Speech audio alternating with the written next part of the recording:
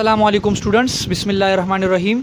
Students, आज हमारे पास lecture number 2 है industrial preparation of hydrogen. Hydrogen gas को इंडस्ट्री में किस तरह प्रिपेयर किया जाता है यानी तैयार किया जाता है। तो हमारे पास 4 तरीके पाए जाते हैं इंडस्ट्री में बड़े पैमाने पर।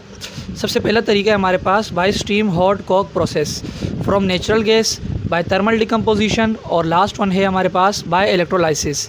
तो आज हम सबसे पहले by steam hot coke process सीखेंगे।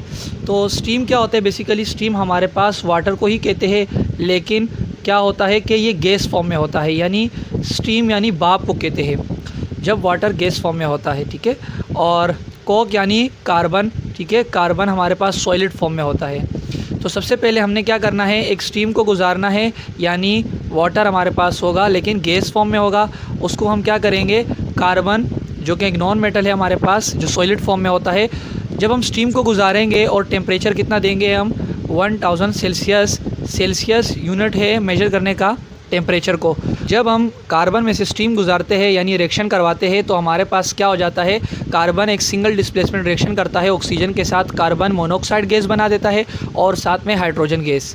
और हमारे पास ये दोनों आप देख रहे हो गैसेस है, ठीक है, और मिक्सचर है। तो हम गैस में से दूसरी गैस को अलहदा नहीं कर सकते, यानी सेपरेट नहीं कर सकते, यही नहीं कह सकते कि हमारे पास हाइड्रोजन गैस प्रोड्यूस हो गई, क्योंकि अभी मिक्सचर है। और इस पूरे मिक्सचर को वाटर गैस कहते हैं। इस पूरे मिक्सचर को क्या कहते हैं? Water gas. The mixture of carbon monoxide gas and hydrogen gas is called water gas. ये एमसीक्यूज़ में पूछा जा सकते हैं। अब हमारे पास 2 तरीके होते हैं कि वाटर गैस में से हाइड्रोजन को सेपरेट किया जाए। एक तरीका होता है बाय लिक्विफिकेशन, जिसे कूलिंग प्रोसेस भी कहते हैं, यानी किसी एक को लिक्विड बना दिया जाए तो हाइड्रोजन गैस को हम इजीली क्या कर सकते हैं, सेपरेट कर सकते हैं, क्योंकि हमारा जो मेन मकसद है वो हाइड्रोजन को सेपरेट करना है। और दूसरा है बाय ऑक्सीडेशन, यानी किसी एक एलिमेंट की ऑक्सीडेशन कर देंगे तो हाइड्रोजन को क्या कर देंगे, इजीली सेपरेट कर देंगे, और जिसे बाश प्रोसेस भी कह सकते हैं, ठीक है। ये एमसीक्यूज़ में पूछा जा सकता है कि किस तरह आपके पास कितने तरीके हैं। तो आपके पास 2 तरीके हैं, एक है लिक्विफिकेशन और एक है ऑक्सीडेशन, जिसे बाश प्रोसेस भी कहते हैं और कूलिंग प्रोसेस भी कहते हैं। तो हमारे पास by liquefaction we separate H2 gas, हम क्या करने वाले हैं, किसी एक को लिक्विड बना देंगे और हाइड्रोजन गैस को क्या कर देंगे, सेपरेट कर सकते हैं। तो हमने वाटर गैस को क्या किया, -200 सेल्सियस टेम्परेचर पर कूल किया। ये जो सेल्सियस है ये टेम्परेचर का यूनिट है।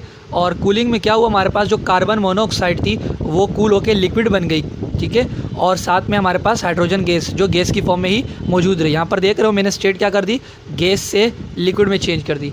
और हाइड्रोजन हमारे पास गैस फॉर्म में ही मौजूद रही, क्योंकि हाइड्रोजन -252 सेल्सियस पर क्या होता है, गैस से लिक्विड में चेंज हो जाता है, और -258 पर क्या हो जाता है, गैस से सॉलिड में चेंज हो जाता है, ठीक है। तो आपने देखा -200 सेल्सियस, तो -200 सेल्सियस पर तो हाइड्रोजन लिक्विड नहीं बन सकता, तो हमारे पास गैस फॉर्म में ही हाइड्रोजन मौजूद रहा। लेकिन ये जो हाइड्रोजन हमें मिला है ये इम्प्योर फॉर्म में है, क्योंकि कुछ ट्रेसेस अभी भी कार्बन मोनोऑक्साइड गैस के हाइड्रोजन के साथ कंबाइन होते हैं। तो हम क्या करते हैं, दोबारा इसी वाटर गैस को लेते हैं CO + H2 यानी कार्बन मोनोऑक्साइड और हाइड्रोजन गैस को, और इसका रिएक्शन करवाते हैं सोडियम हाइड्रोक्साइड, किसके साथ, सोडियम हाइड्रोक्साइड के साथ, जिसे कास्टिक सोडा भी कहते हैं। सोडियम हाइड्रोक्साइड ये एक्वस फॉर्म में होता है, यानी पानी की हालत में होता है। इसका रिएक्शन जब हम करवाते हैं वाटर गैस के साथ तो हमें क्या मिलता है, हमें सोडियम फॉर्मेट मिलता है। सोडियम फॉर्मेट को लिखने के 2 तरीके हैं, NCOONA, ठीक है, सॉरी यहाँ पर H आएगा, HCOONA।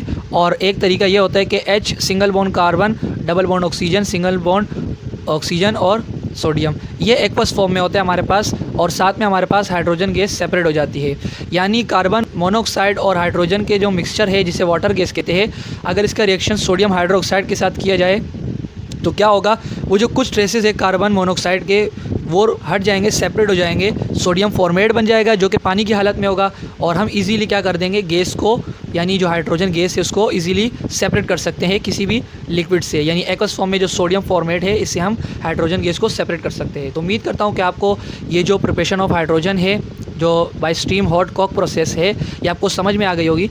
यानी हमारे पास टोटल 3 स्टेप है। पहला स्टेप क्या है, by steam hot coke process, ठीक है। फिर हमने क्या करना है, लिक्विफिकेशन करनी है यानी कूलिंग प्रोसेस करना है।